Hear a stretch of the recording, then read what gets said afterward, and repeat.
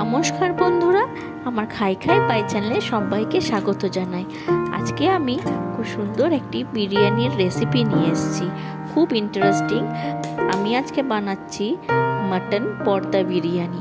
এর আগে আমরা অনেক ধরনের বিরিয়ানি খেয়েছি, নর্মাল বিরিয়ানি বা দম বিরিয়ানি বা কাচ্চি বিরিয়ানি। তো আজকে আমি পর্দা বিরিয়ানি করছি মাটন দিয়ে। তো খুব ইন্টারেস্টিং। প্রথমে আমি 1 কিলোর মতো মটন নিয়েছি, খুব ভালো মতন ধুয়ে নিয়েছি, একটু রেওয়াজি খাঁটি ছিল, তো চর্বিযুক্ত ছিল, সেটা আরও বেশি টেস্ট লাগে। ভালো করে ধুয়ে নিয়ে একটু নুন আর একটু টক দই দিয়ে 2 থেকে 4 চামচের মতো টক দই দিয়েছি, আর স্বাদ অনুযায়ী নুন দিয়ে খুব ভালো মতন ম্যারিনেট করে আধা ঘন্টার জন্য রেখে দিয়েছিলাম। তারপরে প্রেসার কুকারে আমি ম্যারিনেট মাংসটাকে ভালো করে সেদ্ধ করে রেখে দিয়েছি। তারপর ওইদিকে আমি তেলে একটা বড় সাইজের আলু ছিল, বেশ বড় সড়ই ছিল, সেটাকে আমি 4-5 টুকরো করে নিয়ে, কারণ বেশি দামড়া বড় সাইজের আলু কেউ খেতে পছন্দ করে না ঘরে, তো একটু ছোটো ছোটো করেছি তার জন্য সাইজে।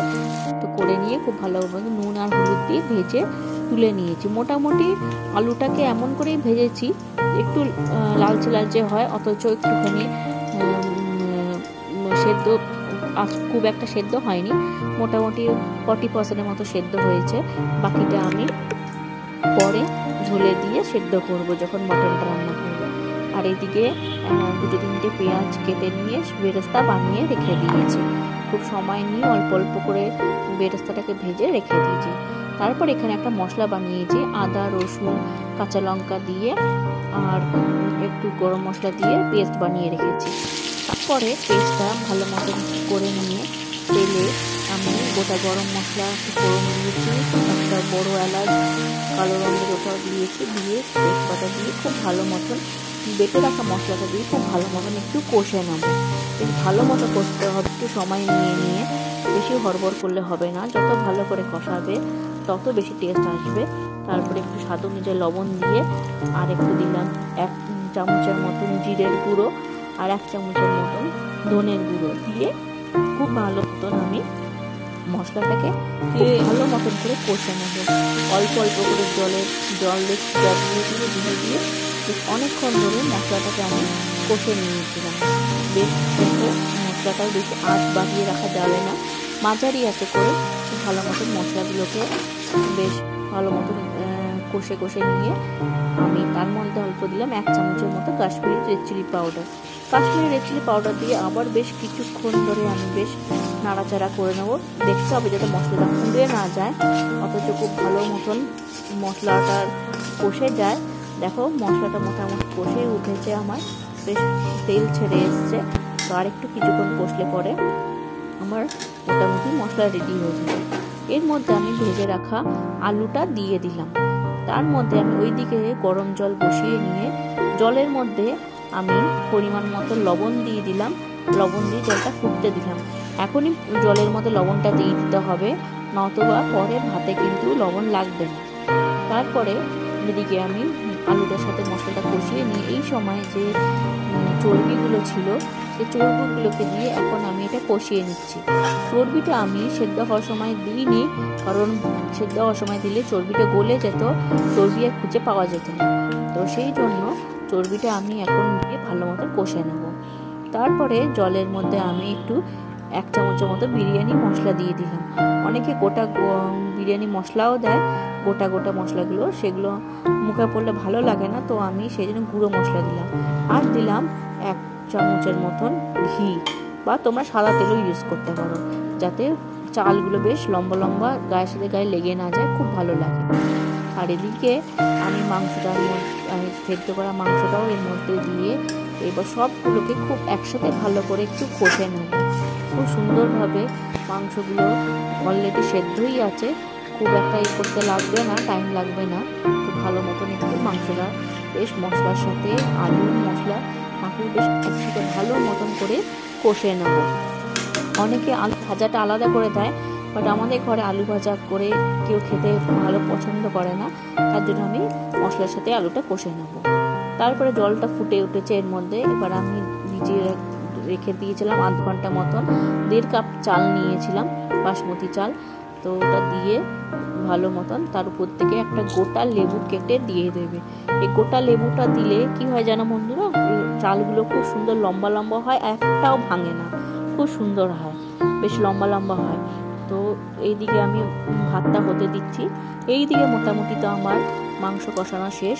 আমি ডিম সেদ্ধও করে রেখেছিলাম। আমি বিরিয়ানিতে আমরা ডিমটা খুব পছন্দ করি খেতে। তো তোমরা যারা ডিম মনে করে যে খুব প্রোটিন হয়ে যাচ্ছে, হাই প্রোটিন, তারা নাও দিতে পারো, বাট আমার খুব ভালো লাগে। দম বিরিয়ানিতেই বলো আর এমনি বিরিয়ানি বলো, ডিম আলু ছাড়া মনে হয় যেন বিরিয়ানি জাস্ট ইনকমপ্লিট। তো আমি এখানে ডিম দিয়েই করেছি। তো ডিমটাও দিয়ে দিলাম ওর মধ্যে। এদিকে আমার মাংস কষানো শেষ, এদিকে আমার ভাতও নামিয়ে নিয়েছি। এরপরে এই যে একটা আমি আটা নিয়েছিলাম, আটা বা ময়দা যেটাই নেবে, ওটার মধ্যে একটু নুন আর কালো জিরে দিয়ে ভালো মতন মেখে, ময়ান টয়ান কিছু দেওয়ার দরকার নেই, খুব ভালো মতন মেখে রুটি বেলে, যতটা পারবে লম্বা করে রুটি বেলে নেবে, বেশ বড় সাইজেরই লাগবে। সেটাকে যে কড়ার মধ্যে করবে বা যে পাত্রের মধ্যে করবে, সেই পাত্রের মধ্যে ফার্স্টে ঘি মাখিয়ে নেবে, তলাটা নাহলে লেগে যেতে পারে যখন উল্টাবে। ভালো করে পাত্রতে ঘি মাখিয়ে তার উপরে রুটিটা দিয়ে এইভাবে, তারপরে তোমরা ফার্স্টে রুটির উপরে ফার্স্টে যে ঝোলটা সেটা দেবে, মশলাটা, তারপরে উপরে দেবে একটু ভাত ছড়িয়ে দেবে, তারপরে আবার উপর থেকে একটু মাংস আলু দিয়ে লেয়ার করবে, তার উপরে আবার একটু করে একটু ভাত উপর থেকে একটু হালকাভাবে উপর থেকে ভাতটা লেয়ার দেবে। চেপে চেপে একদম মশাবে না, তাহলে একদম ভিতর থেকে এটা লেগে যাবে আর একটু ভালো করে কুক হবে না। তো উপর থেকে হালকা মতন এরকম জাস্ট একটা লেয়ার দিয়ে দেবে। তারপরে যে ভেজে রাখা বেরেস্তা করেছিলাম তার উপর দিয়ে ভেজে রাখা বেরেস্তা দিয়ে দেবে, আর দেবে আবারও একটু উপর থেকে তোমরা এর মধ্যে একটু বিরিয়ানি মশলা একটু স্প্রিঙ্কেল করে দেবে। আর যারা গোলাপ জল বা মিঠা আতরের গন্ধ ভালো লাগে তারা 1 ড্রপ করে দিয়ে দেবে। তো আমাদের ঘরে মিঠা আতর বা গোলাপ জলে কোনোটাই ফ্লেভার পছন্দ করে না, তো আমি এটা দিইনি। তো উপর থেকে আবার একটু ডিম আর একটু মাংস একটু ঝোল দিয়ে আবারও একটু লেয়ার বানিয়ে তার উপর থেকে আমি ভাতটা দিয়ে আবারও একটা এইভাবে লেয়ার করে, একবার করে ঝোল একবার করে আলু, যেরকম এমনি নর্মাল বিরিয়ানি প্রসেস থাকে সেরকমই লেয়ার করে করে আমি আটার মুখটা এইভাবে বন্ধ করে দিয়েছি, একদম পুরো পুটলি বেঁধে দিয়েছি, দেখো দেখতেই পাচ্ছ। তার উপর থেকে ঢাকা দিয়ে সিমে করে রেখেছি প্রায় 40 মিনিটের মতন।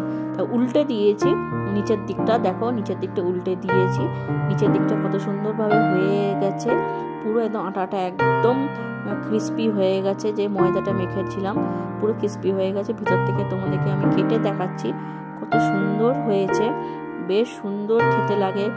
তোমরা চাইলেই যে উপরে যে পর্দাটা, সেই পর্দাটাও তোমরা কিন্তু খেতে পারো।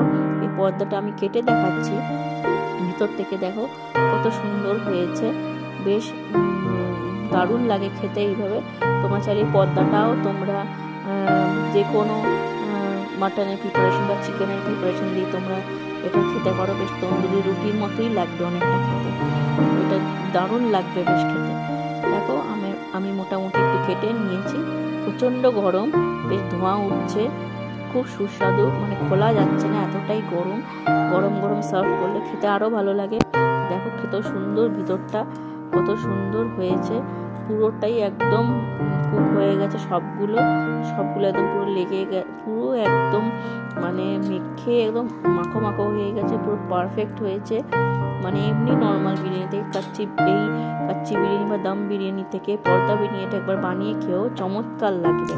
তো কেমন লাগলো রেসিপিটা তোমরা অবশ্যই বলো আমাকে কমেন্টসে, আর এটা তোমরা অবশ্যই ট্রাই করো, কোনো সমস্যা নেই, কোনো ঝঞ্ঝট নেই। আবার আসবে একটা নতুন রেসিপি।